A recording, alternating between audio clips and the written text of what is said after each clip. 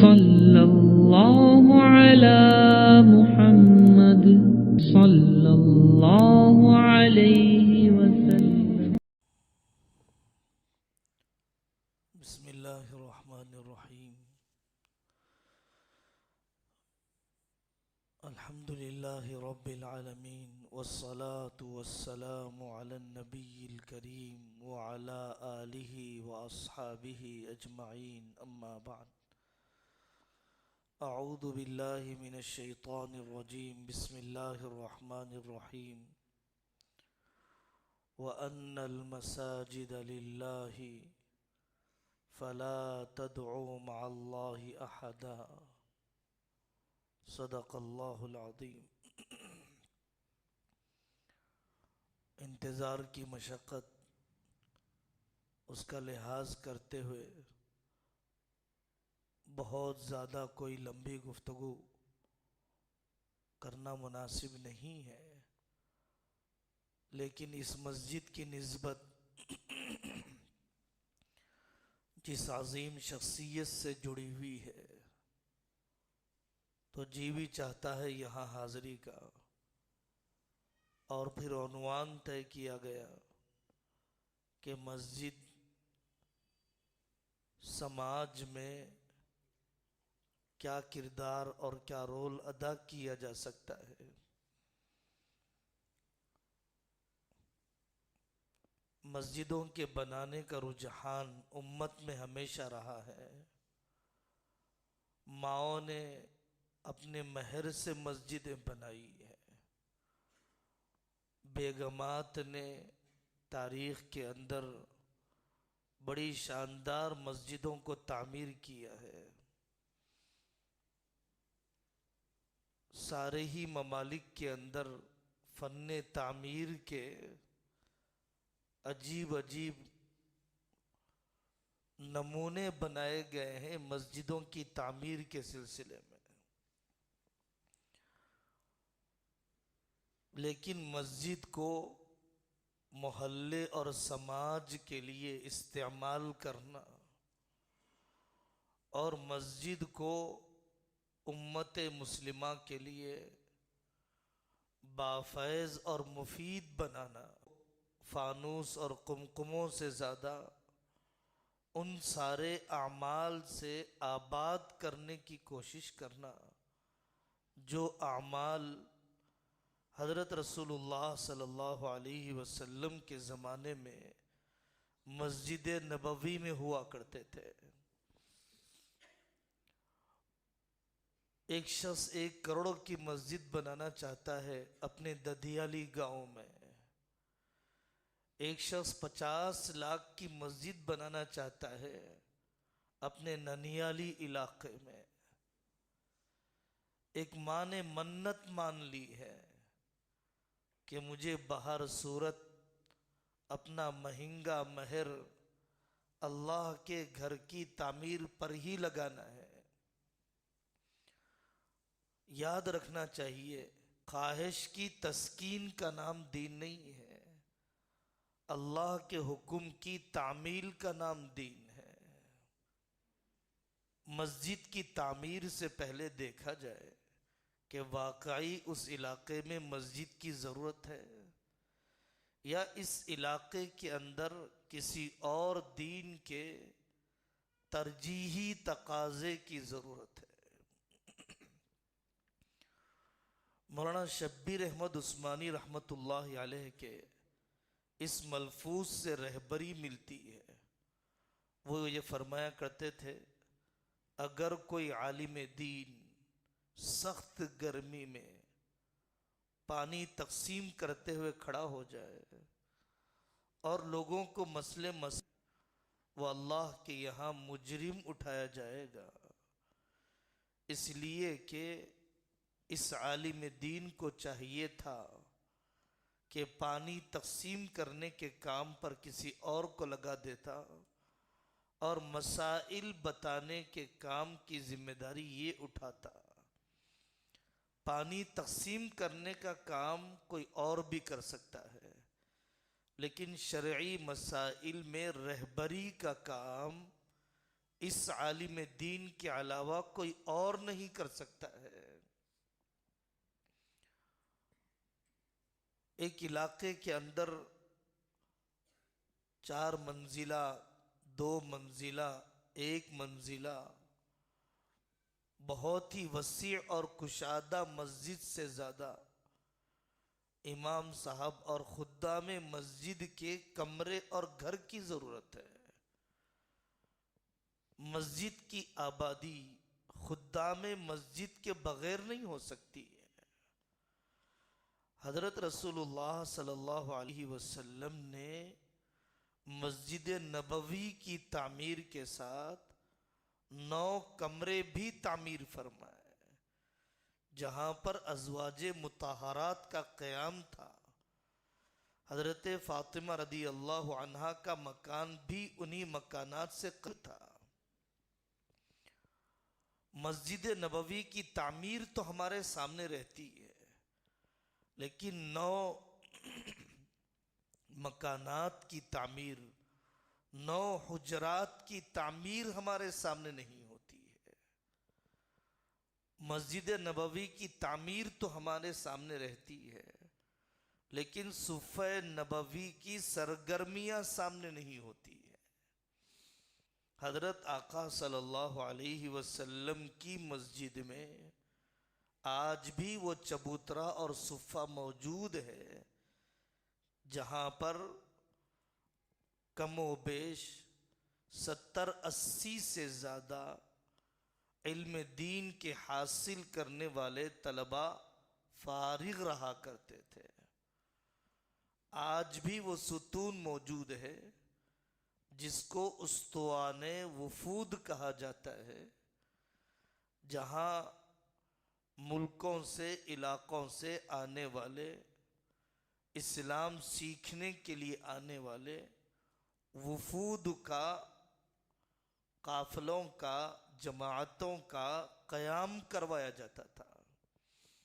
مسجد نبوی کے اعمال میں ہے مصلی الجنائز، ایک جگہ تھی مسجد نبوی کے سامنے جہاں پر جنازے کی نماز پڑھی جاتی ہے۔ اسی لیے حنفی مسلک کی رائے کے مطابق مسجد میں جنازہ نہیں لایا جا سکتا ہے۔ آج بھی حرمین شریفین میں جنازے لائے جاتے ہیں تو مسجد نبوی کے امام صاحب کے دروازے کے سامنے ایک بڑا ہال بنا ہوا ہے، جنازے وہاں رکھ دیے جاتے ہیں اور امام صاحب دروازے کے سامنے کھڑے ہو کر نماز جنازہ پڑھاتے ہیں۔ مسجد میں جنازہ نہیں لایا جاتا۔ حرم مکی میں ایک دروازہ ہے باب ملک فہد کی طرف والا، جو محلات سے لگا ہوا ہے، ایسا ہے جو حقیقت میں مسجد نہیں ہے۔ امام صاحب مطاف میں نماز پڑھا کر یا اپنی جگہ پر نماز پڑھا کر جنازوں کی جگہ پر آ کر کھڑے ہو جاتے ہیں اور وہاں پر جنازے کی نماز پڑھاتے ہیں۔ امت مسلمہ کو مسجد سے واقعی جو فائدہ ہوگا، جمعہ کی درس حدیث اور درس قرآن کے وہ حلقے کہ جس سے آنے والے مصلیان قرآن کریم کو، منشا ربانی کو براہ راست کی صحبت میں سمجھ رہے ہوں۔ ساری گمراہیاں غیر عالم، غیر مستند لوگوں کی درس تفسیر سے ہو رہی ہے۔ ساری گمراہیاں اس لیے پھیل رہی ہے کہ پڑھے لکھے چپ ہو جائیں اور جاہل بولنے لگ جائیں تو مسائل ایسے ہی الجھنے لگ جاتے ہیں۔ درس حدیث کا سلسلہ، فنکشن ہال ہمارے آباد ہیں، کاش ہماری مسجدیں نکاح سے پہلے پری میرج کاؤنسلنگ کی کلاسز منعقد کر لیتی کہ جس میں کوئی اڑوس پڑوس میں حال ہوتا کہ جہاں عورتوں کو سکھایا جاتا ہو نکاح کے بعد کی زندگی، ادائے حقوق اور تحفظ حقوق لڑکوں کو سکھایا جاتا، ملیشیا انڈونیشیا کے اندر اور بعض زندہ دل علماء کرام کے پاس دارالقضاء سے زیادہ نکاح والی زندگی سکھانے والے کلاسز کی ضرورت ہے۔ اسی طریقے سے دارالقضاء کہ جہاں پر حضرت رسول اللہ صلی اللہ علیہ وسلم کے پاس سارے مقدمات جو فیصل ہوا کرتے تھے، مسجد نبوی مسجد سے باہر منتقل ہو گئی، ورنہ تاریخ کی پرانی مسجدیں جامع ازہر کو دیکھیے، حدیث و قرآن فقہ کے دروس مسجد کے اندر پہلے بھی ہوتے تھے، مسجد کے اندر اب بھی ہوتے۔ ازہر یونیورسٹی اس زمانے میں جب وہ ایک مسجد تھی، اس زمانے میں جب وہ یونیورسٹی بن چکی تھی، جامعہ قروین نامی ایک یونیورسٹی ہے۔ اللہ تبارک و تعالیٰ نے ایک بندی کو توفیق دی کہ وہ اس یونیورسٹی اور مسجد کی تعمیر سے لے کر ختم تک روزہ رکھتی رہے، اور اس نے اپنے صرف خاص سے مسجد تعمیر کروائی، اور اسی مسجد میں ابن خلدون بھی پڑھا کرتے تھے، ابن رشد بھی پڑھا کرتے تھے۔ اسلامی تاریخ کی عظیم شخصیتیں، مفسرین محدثین بھی پیدا ہوئے، اور بڑے پائے کے سائنسدان بھی اسی مسجد کے اندر قائم کیے جانے والے حلقوں سے پیدا ہوئے۔ مسجد کا تعلق بدلتے حالات میں ملکی تقاضوں کے اعتبار سے ڈاکومنٹس کی درستگی۔ ابھی کچھ دن پہلے بنگال بہار کے کچھ مدرسوں کی حاضری تھی، وہاں پر ہم نے پوچھا کہ جب NRC وغیرہ آسام میں لاگو کیا گیا، کس قسم کی کوششیں کی آپ حضرات نے؟ انہوں نے بتلایا کہ ہمارے علاقے کے نوجوانوں نے وہ تعلیم یافتہ طبقہ کہ جو فون، لیپ ٹاپ وغیرہ استعمال کرنے کا بنیادی سلیقہ رکھتا ہے، ڈاکومنٹس کے درست کرنے، کاغذات کے بنوانے، ناموں کے کریکشن کرنے کا کچھ بھی سلیقہ رکھتا ہے، ان نوجوانوں نے مسجدوں کے باہر اپنے آپ کو بٹھا دیا، اور بستی میں اعلان کر دیا جاتا کہ لوگ آئیں اور اپنے ڈاکومنٹس کو درست کر لیں۔ حکومت کو مجبور ہو جانا پڑا کہ مسلمان تو نہ ہونے کے برابر ایسے تھے کہ جن کے ڈاکومنٹس درست نہیں تھے، اور دوسرے برادران وطن اور غیر مسلم بھائیوں کی بڑی تعداد تھی کہ جن کے ڈاکومنٹس درست نہیں تھے، تو پھر انہیں مجبوراً ایک اور قانون بنانا پڑا کہ ہم دوسری قوموں کو شہریت دے دیں گے، اور مسلمانوں سے مطالبہ ہے کہ وہ اور پیچھے 10 سال پہلے کے اپنے کاغذات بتلائیں، اور 10 سال پیچھے کے تاریخ کی توسیع کر دی گئی مسلمانوں کو الجھانے کے لیے، قانون کے شکنجے کو کسنے کے لیے۔ لیکن بتلانا یہی ہے کہ وہاں کے سمجھدار، فعال، دردمند قسم کے نوجوان، علماء کی رہبری میں کام کرنے والے، انہوں نے اپنی قوم کی کتنی بڑی خدمت کر دی ان دنوں کے آنے سے پہلے، کہ جن دنوں کے آنے کے بعد اللہ نہ کرے اپنے گھر بھی بیچ دینے پڑیں گے ایک ایک جائیداد کے کریکشن کروانے کے لیے، اپنی کھیتیاں رشوت میں پیش کر دینا پڑے گا ایک ایک کاغذ کے حاصل کرنے کے لیے۔ NPR NRC وغیرہ کی ننگی تلوار ابھی ملک پر سے ختم نہیں ہوئی، اور دشمن ہے کہ اپنی سازشوں کی تکمیل کی طرف بڑھتے جا رہا ہے۔ مسجد کو رفاہی کاموں کے لیے استعمال کرنا۔ حضرت رسول اللہ صلی اللہ علیہ وسلم نے جو انقلاب برپا کیا، مسجد نبوی کو پلیٹ فارم بنا کر عبادت کا زندہ کرنا، معاملات کو درست کرنا، مسجد کی چہار دیواری تک نہیں تھا۔ حضرت آقا صلی اللہ علیہ وسلم مدینہ پاک کے بازار کی نگرانی فرمایا کرتے تھے۔ حضرت عمر رضی اللہ عنہ نے فرمایا، میرے نوجوان کہاں چلے گئے کہ میں دیکھ رہا ہوں یہودیوں کا ڈومینیشن مدینہ پاک کے بازار پر بڑھ رہا ہے، میرا نوجوان کیوں بازار کی باغ ڈور کو نہیں سنبھالتا ہے؟ مسجد کے ذریعے سے مدینہ پاک کے اکنامک سسٹم کو درست کیا جاتا تھا۔ حضرت عمر رضی اللہ عنہ نے اعلان کر دیا تھا، من لم یتفقہ فی الدین فلا یتجر فی سوقنا، کہ جو ہمارے بازار میں دکان کھولنا چاہتا ہے وہ اپنی متعلقہ تجارت کا دین سیکھ لے۔ اگر اس نے اپنے مسائل نہیں سیکھے ہیں تو اسے مدینہ پاک کے بازار میں دکان کھولنے کی اجازت نہیں ہے۔ تجارت کی رہبری کی جا رہی ہے۔ ہمارا معاشرہ سود کے دلدل میں کتنا دھستا جا رہا ہے۔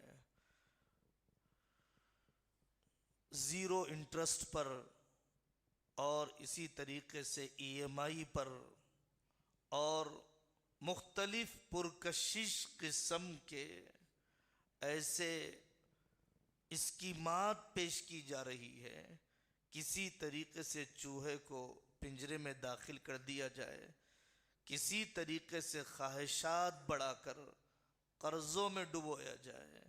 بینک کیسے چلیں گے اگر وہ انٹرسٹ نہ لے؟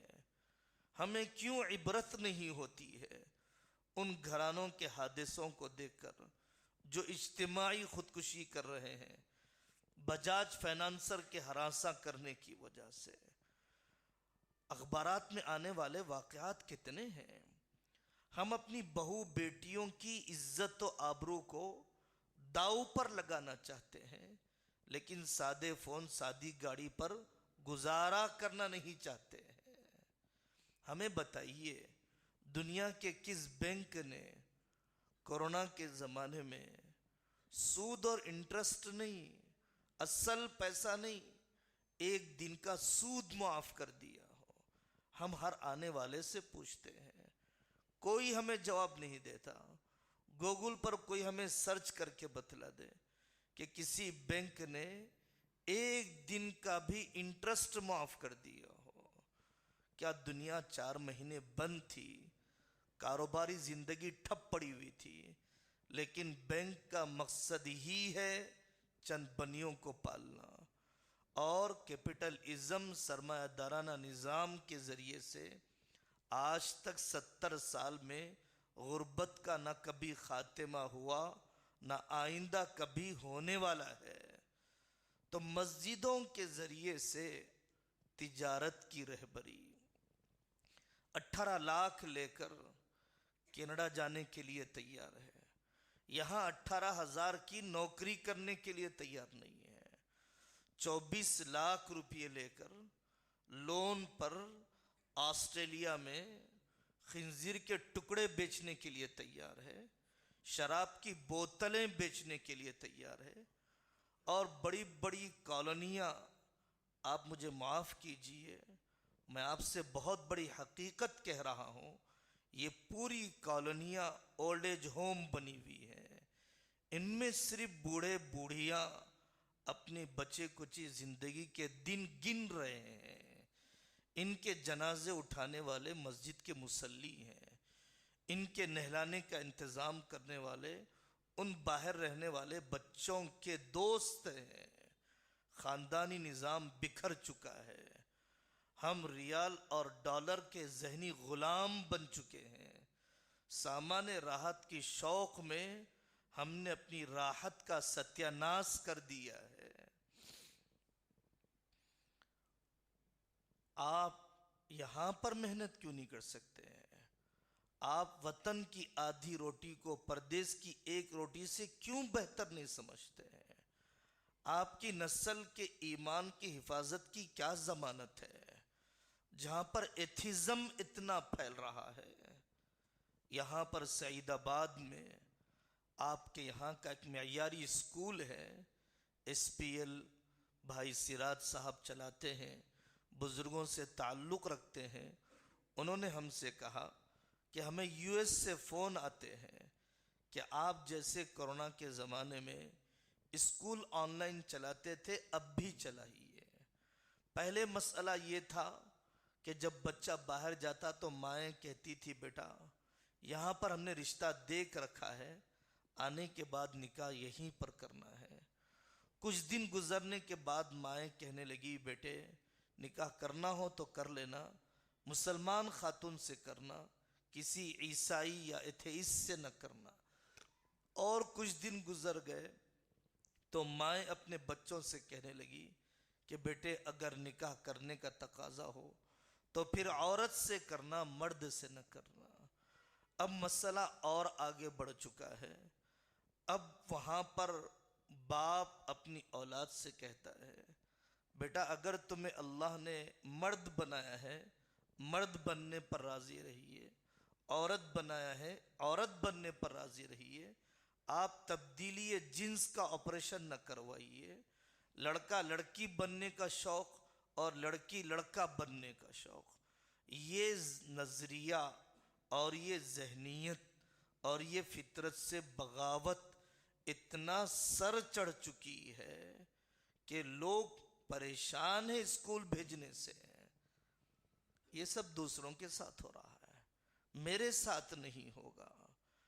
یہ بے فکری ہمیں مطمئن کرتی جا رہی ہے۔ جائز نہیں ہے کسی ایسے محلے میں رہنا، کسی ایسے علاقے میں رہنا جہاں میری بیٹی کی حیا کی حفاظت نہ ہوتی ہو، ایمان سلامت نہ رہتا ہو، اسلامی تشخص کی حفاظت والے اسکول نہ ملتے ہوں، مکتب کی فرض عین والی تعلیم نہ ملتی ہو۔ ایسے محلے، ایسی بستی، ایسی کالونی، ایسا شہر، ایسے ملک میں رہنا حرام ہے ہمارے لیے۔ الم تکن ارض اللہ واسعۃ فتہاجروا فیہا، اللہ کی زمین کیا وسیع نہیں تھی کہ جہاں وہاں چلے جاتے جہاں تمہاری اور تمہارے نسلوں کے ایمان کی حفاظت ہو جاتی ہے۔ میں کوئی جذباتی بات نہیں کر رہا ہوں، فقہی مسئلہ بتا رہا ہوں، حضرت علی میاں ندوی رحمۃ اللہ علیہ کی بات نقل کر رہا ہوں۔ اللہ مغفرت فرمائے ان شخصیت کا جن کا کل ہی انتقال ہوا، حضرت مولانا مفتی رفیع عثمانی صاحب رحمۃ اللہ علیہ، مفتی اعظم پاکستان۔ وہ اپنے یو ایس کے دورے میں لوگوں سے کہا کرتے تھے لوگوں صرف چمکتی سڑکوں کے لیے اور پر راحت زندگی کے لیے، ڈالر کے چسکے کے لیے، پاؤنڈ کی ہوس کے لیے اس ملک میں رہنا تمہارے لیے جائز نہیں ہے جب تک کہ تمہارے نسل کے ایمان کی حفاظت نہ ہو۔ حضرت علی میاں ندوی رحمۃ اللہ علیہ تو جدہ میں مہاجرین سے کہا کرتے تھے، ہمارے ملکوں کے وہاں پر رہنے والے ملازمین سے فرمایا کرتے تھے حضرت ابراہیم علیہ السلام نے اپنی نسل کے لیے یہاں پر اس گھر کی خدمت کو مانگا ہے، روٹی کو نہیں مانگا ہے۔ حضرت ابراہیم نے یہ نہیں مانگا کہ یہاں پانی کا چشمہ ابلوا دیجئے، مکہ مکرمہ کی سرزمین کو کاشت کے قابل بنا دیجئے۔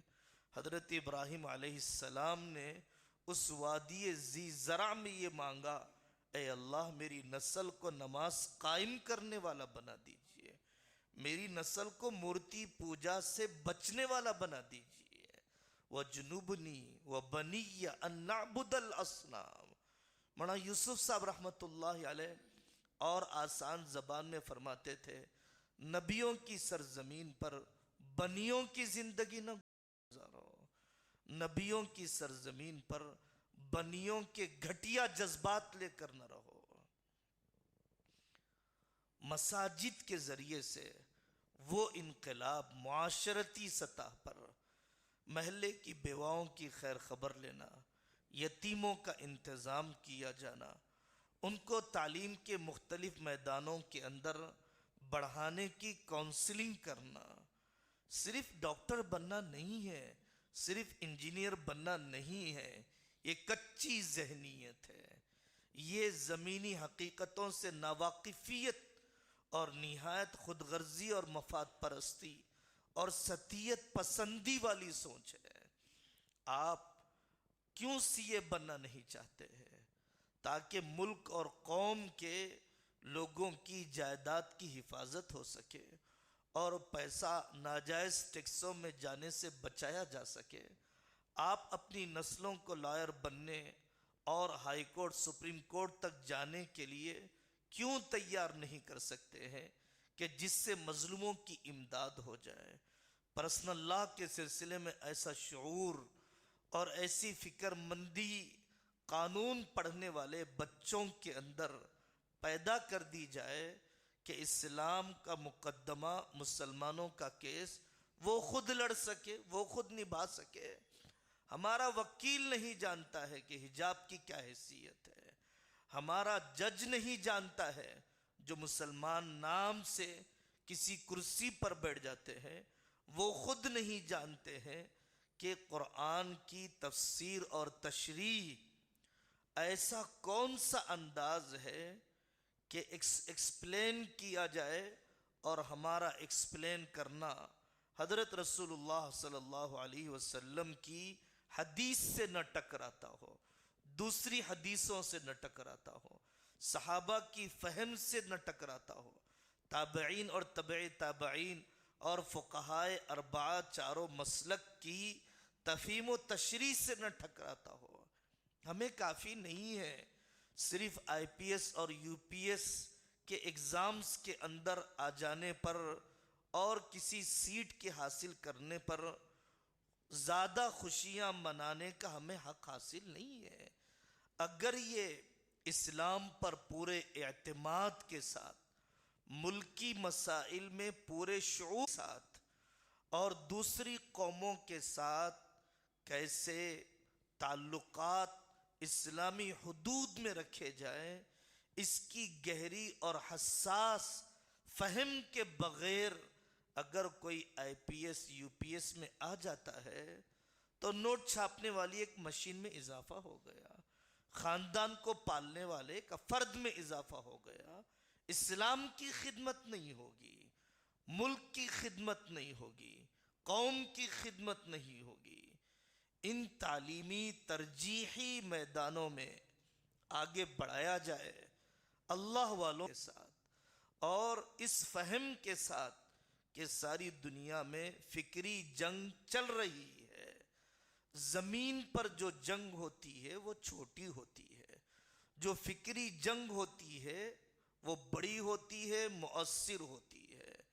فکری جنگ میں، آئیڈیالوجیکل وار میں دشمن سامنے نظر نہیں آتا، آئیڈیالوجیکل وار میں ملک تباہ نہیں ہوتے، افکار و خیالات بدل دیے جاتے ہیں۔ آئیڈیالوجیکل وار میں خون نہیں بہتا ہے، ذہن مرتد ہوتے ہیں۔ فکری جنگ دنیا میں کون سی چل رہی ہے؟ فکری جنگ چل رہی ہے اسلام پر بے اعتمادی، شہوتوں اور فواحش کا ایک گٹر ساری دنیا کے اندر، اور پھر اسی طریقے سے گلوبلائزیشن، ہر شعبے کے اندر ذہنی غلام کیسے بنا دیا جائے۔ قرآن نے 3 چیزوں کو سکون کا ذریعہ بتلایا، گھر کو سکون کا ذریعہ، بیوی کو سکون کا ذریعہ، رات کو سکون کا ذریعہ۔ قرآن نے 3 چیزوں کو باعث سکون کہا، لیکن گلوبلائزیشن اور علماء، عالمگیریت، یہ سب نظریات نے اتنا کام کیا کہ ہمیں رات کی نیند نہیں چاہیے، چبوترے چاہیے، ہمیں گھر نہیں چاہیے، ہمیں ہوٹل چاہیے، اور اسی طریقے سے نکاح کرنے میں تاخیر کے ذریعے سے ہمیں بیویاں نہیں چاہیے، فون چاہیے، بے حیائی کی زندگی چاہیے، کچھ اور دلچسپیاں چاہیے، اپنے آپ کو محروم کر دینا ہے۔ ہماری نسل مکئی کے بھٹے کھانے کو دیہاتی پن سمجھے، پیزا برگر KFC کھانے کو عزت سمجھے، یہی ذہنی غلامی سمجھے۔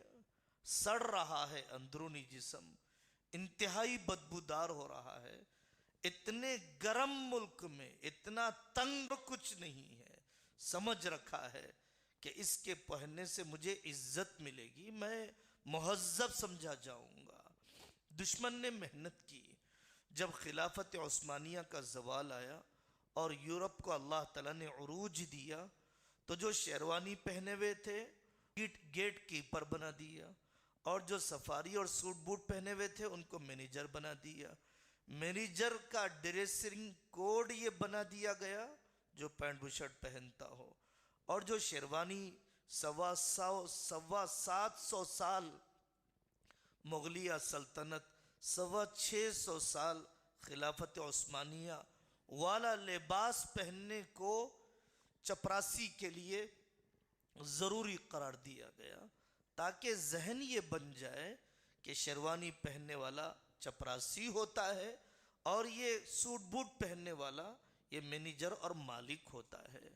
قریشی ایسی قوم کو کہا جانے لگا، قریشی تو حضرت رسول اللہ صلی اللہ علیہ وسلم گھرانہ ہے، اس کے بجائے قریشی اس قوم کو کہا جانے لگا جس برادری کو خود مسلمان بھی کچھ بہتر نہیں سمجھتے ہیں، نہ تعلیم یافتہ رہتے ہیں، تاکہ آقا صلی اللہ علیہ وسلم کی حقارت امت مسلمہ کے اندر پیدا ہوتی چلی جائے۔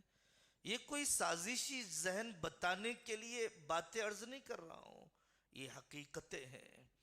آپ دیکھیے مفتی سعید صاحب پالنپوری رحمت اللہ علیہ بہت بڑے آدمی ہیں، کینیڈا میں ایک مرتبہ بیان کر رہے تھے، ایک صاحب نے چٹھی لکھ کر بھیجا، حضرت ہماری نسلوں کے ایمان کی حفاظت کیسے ہو؟ حضرت مفتی صاحب رحمت اللہ علیہ نے بہت آسان بہت سادہ جواب دیا، اپنے بچوں کو ٹوپی پہناؤ۔ تو مجمع پر سکتہ طاری ہو گیا، اور وہ یہ سمجھتے تھے کہ شاید بہت مفصل گفتگو ہوگی، پرجوش قسم کی کوئی گفتگو ہوگی۔ حضرت مفتی صاحب نے فرمایا، میں نے یہ اس لیے کہا کہ ٹوپی پہننا ایک سمبل اور شعار ہے جو اس بچے کے اندر یہ احساس باقی رکھے گا کہ میں دوسری قوموں کی طرح عام نہیں ہوں، میں کچھ الگ ہوں، میرے کچھ امتیازات ہیں، میرے کچھ استثنائی اعمال ہیں، میں دیگر قوموں کی طرح تھا۔ یہ ایڈنٹیٹی اس بچے کو یہاں کے معاشرے میں گھلنے ملنے بہنے بہکنے سے تمہاری نسل کی حفاظت کرے گی۔ تو یہ آدمی معاشرتی گلوبلائزیشن کو، سوشل گلوبلائزیشن کو، فائنینشیل گلوبلائزیشن کو، لینگویج گلوبلائزیشن کو، ایک ہی زبان، نہ انگلش پوری آتی ہے نہ اردو پوری آتی ہے، انگلش بھی پوری نہیں آتی 16 سال پڑھنے کے بعد، انگلش بھی پوری نہیں آتی انجینئرنگ کرنے کے بعد۔ ہمیں اچھی طرح پتہ ہے کتنے نوجوان ہیں اس مجلس میں جو کھڑے ہو کر میرے اردو کے بیان کا انگلش میں ترجمہ کر دے، کتنے ہمارے ایسے ڈاکٹرز ہیں صرف ملازمت کی زبان، کھانے پینے کی زبان، اسپوکن کی زبان، دعوت کی زبان نہیں آتی ہے، علم کی زبان نہیں آتی ہے۔ تو لینگویج گلوبلائزیشن ہم نے یہ سمجھ کر رکھا ہے کہ انگریزی زبان عالمی زبان ہے۔ آپ فارم بھریے جرمنی جانے کے لیے، جرمن میں مجھے MBBS کرنا ہے، آپ سے مطالبہ کیا جائے گا 6 مہینے پہلے جرمنی سیکھیے پھر آئیے۔ دوسری قومیں اپنی زبانوں کے بارے میں اتنی خوددار ہیں کہ وہ اپنی زبان کو ختم کرنے اور دوسری زبان کے میٹیریل کو لینے کے لیے تیار نہیں ہے۔ ہم جرمنی میں ہی آپ کو پڑھائیں گے، آپ جرمنی سیکھ کر آئیے۔ ہم ترکی میں تھے 7 مہینے پہلے، وہاں پورے ملک کے اندر انگریزی کا ترجمان ہمیں نہیں مل سکا آسانی سے۔ عربی کے ترجمان مل گئے، انگریزی کے نہیں۔ آپ کو یہاں پڑھنے آنا ہے ترکی سیکھ کر آئیے۔ آپ رشیا جائیے میڈیکل پڑھنے کے لیے نہیں آ سکتے ہیں۔ فرانچ اپنی زبان کی حفاظت پر، پرتگالی اپنی زبان کی حفاظت پر، ایک مسلمان ہے جو عربی کی ابدی جنتی زبان کی حفاظت کی فکر نہیں کرتا ہے۔ ایک مسلمان ہے کہ جو اردو زبان کو سیکھنا نہیں چاہتا ہے تاکہ کم سے کم اسلامی لائبریری سے اور اسلامی سورس آف انفارمیشن سے، ذرائع معلومات سے اس کا تعلق مضبوط ہو جائے۔ اردو زبان کو بھی اگر نہیں سیکھے گا شریعت کیسے سمجھ پائے گا؟ ماہر علماء کی تحریروں اور کتابوں کو کیسے سمجھ پائے گا؟ تو مسجد کے ذریعے سے معاشی رہبری اور مسجد کے ذریعے سے محلے کے بچوں کو کونسلنگ کرنا، اپنے ملک کے اندر جن تعلیمی میدانوں کے اندر بڑھائے جانے میں ترجیحی تقاضے ہیں۔ گجرات کے ایک علاقے میں سارود میں حاضری ہوئی، وہاں پر بتلایا گیا کہ ہمارے پورے علاقے سے گھر گھر کنیکشن ہوتا ہے۔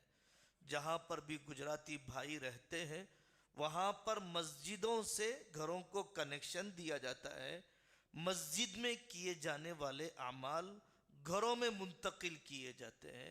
نیٹ کنیکشن کی ضرورت سمجھ میں آئی، فون کنیکشن کا زمانہ تھا اس کی ضرورت سمجھ میں آئی، ڈش کا زمانہ تھا تو اس کی ضرورت سمجھ میں آئی، لیکن مسجد سے ایمانی بجلی لینے کی ضرورت سمجھ میں نہیں آئی۔ دل مردہ ہو چکے ہیں، دل انتہائی سخت ہو چکے ہیں، قرآن نہ سننے کی وجہ سے، حدیث نہ سننے کی وجہ سے، اللہ والوں کی صحبت نہ ملنے کی وجہ سے۔ مسجد کے پلیٹ فارم کو استعمال کیا جائے کہ امت کے اندر رفاہی کام کی ان تعداد کو اور ان بلند ہمت قسم کے لوگوں کو، اور جب سیلاب آیا تو مدراس کے علاقے میں مسجدوں کو کھول دیا گیا، گجرات کے علاقے میں زلزلوں کے موقع پر اس پلیٹ فارم کو استعمال کیا گیا، عثمان نگر کے علاقے میں جب سیلاب آئے اس زمانے میں بہت سی تنظیموں نے مسجدوں کے پلیٹ فارم کو استعمال کیا رفاہی کاموں کے لیے، کھانے کی تقسیم کے لیے، گھروں کی صفائی کے لیے۔ یہ کام آقا صلی اللہ علیہ وسلم کیا کرتے تھے۔ آپ رنگ روغن اچھا نہ لگائے اتنا غم نہیں ہے، مہنگی ایسیاں نہ فٹ کرے اتنا غم نہیں ہے۔ یہ رفاہی کام، یہ انسانی بنیادوں پر کام۔ اکولا کے علاقے میں غیر مسلم بھائیوں کے درمیان اسلام کے تعارف اور اسلام کی دعوت کا کام مسجدوں کے ذریعے سے۔ آج تک ہمارے ذہنوں میں حجاب ہے، آج تک ہم یہ سوچتے ہیں کیا غیر مسلم کو مسجد میں لایا جا سکتا ہے؟ نجران کے عیسائیوں کو اللہ کے نبی نے مسجد نبوی میں قیام کروایا، طائف کے کافروں کو، وفد ثقیف کو، ان میں سے جو غیر مہذب تھے ان کو گھروں میں ٹھہرایا، جو مہذب تھے ان کو مسجد نبوی میں ٹھہرایا، کافر کو ٹھہرایا۔ نجاست اس کے جسم میں نہیں ہے، نجاست اس کے عقیدے میں ہے۔ سمامہ بن اسال رضی اللہ عنہ کو جب وہ قیدی بن کر آئے، آقا صلی اللہ علیہ وسلم نے ان کو مسجد نبوی کے دیوار سے باندھ دیا تھا تاکہ وہ مسجد نبوی کے اندر رہ کر اسلام کی تعلیمات کو سمجھیں۔ اللہ توفیق دے ہم لوگوں کو، ایسی مسجدوں کی تعداد اللہ کرے کہ بڑھے، کہ جہاں اتوار کے دن اپنے محلے میں رہنے والے غیر مسلم بھائیوں کو مسجد میں بلا کر بتلایا جائے اذان میں کیا کہا جاتا ہے۔ اللہ نے موقع دیا، ان منفی حالات کے اندر اضطراری طور پر ہمیں موقع دیا، ہم بٹھا کر کی کیا حقیقت ہے ہم انہیں بتلا سکتے ہیں کہ اسلام نے پردے اور عفت کا کیا بہترین نظام دیا کہ جس سے تمہاری اور ہماری بیٹیوں کی حفاظت ہو سکتی ہے۔ موقع ہے ان غیر مسلم بھائیوں کو بلا کر طلاق اور حلالے کے سلسلے میں میڈیا کی پھیلائی ہوئی گمراہیوں اور میڈیا کی پھیلائی ہوئی غلط فہمیوں کو ختم کرنے کا، ایسے دعوتی کتابچے تقسیم کیے جانے کا کہ جس کے ذریعے سے نفرت کی فضا ختم ہو، بغیر کسی اشتہار، بغیر کسی نمائش، بغیر کسی بھیڑ بھاڑ کے جمع کیے کہ افرادی سطح پر خاموش انداز میں مسجدوں کے پلیٹ فارم کو اس کام کے لیے استعمال کیا جا سکتا تھا۔ مسجد میں نکاح کرنے کا رواج ہے، اعلنوا النکاح وجعلوہ فی المساجد، لیکن وہی نکاح والا دین اپنی عورتوں کو سنانے کا اہتمام نہیں کیا جاتا۔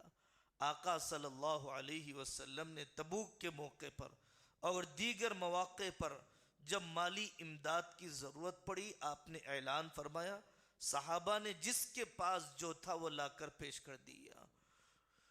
یہ سب مسائل کے حل کرنے کے لیے ہماری مسجدوں کے دروازے پر اللہ تبارک و تعالیٰ نے اتنی عظمت تو برادران وطن کے اندر رکھی ہے، دعا پڑھانے کے لیے آتے ہیں۔ کاش ہم بعض علاقوں میں، سری کالا ہستی نام کا ایک علاقہ ہے نیلور میں، ایک موقع پر 2 سال پہلے ہم وہاں پر تھے، ہم نے دیکھا مسجد کے باہر لائن لگی ہوئی ہے، ایک عود رنگ کے ذریعے سے ایسے کیو بنا دیا گیا۔ ہم نے جانے کے بعد پوچھا کہ یہ کیوں ایسی لکیر کیوں مار دی گئی؟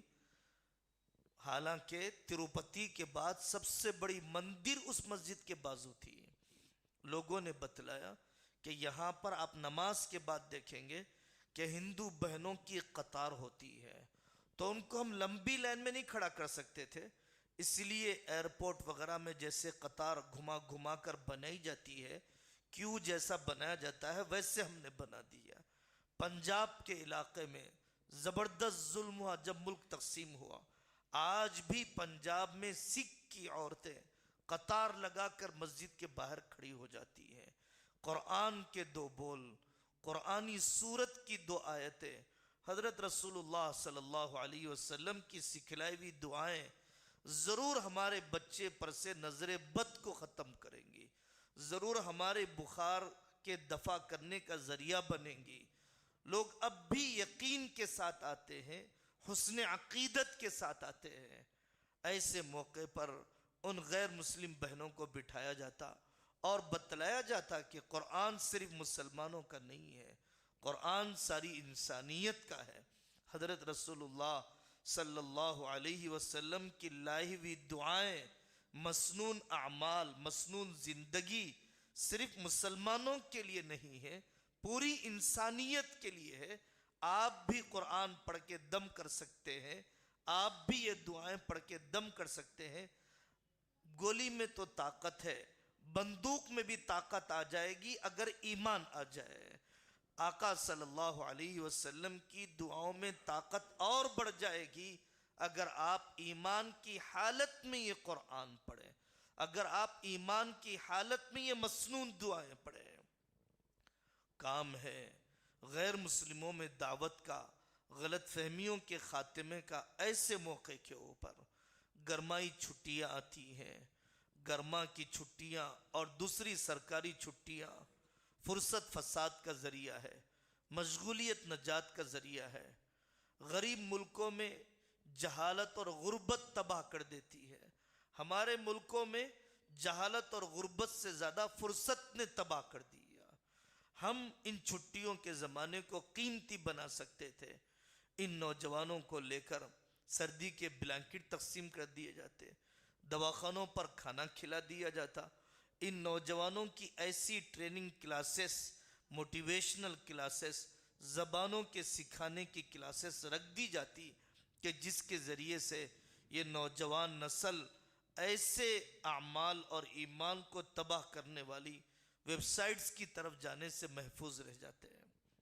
تو میرے بزرگوں، اپنے حصے کا کام کرنا، ہر آدمی کو یہ غم ہے۔ ارشد مدنی صاحب کو یہ کام کرنا چاہیے، محمود مدنی صاحب کو یہ کام کرنا چاہیے، علماء دین کو یہ کام کرنا چاہیے۔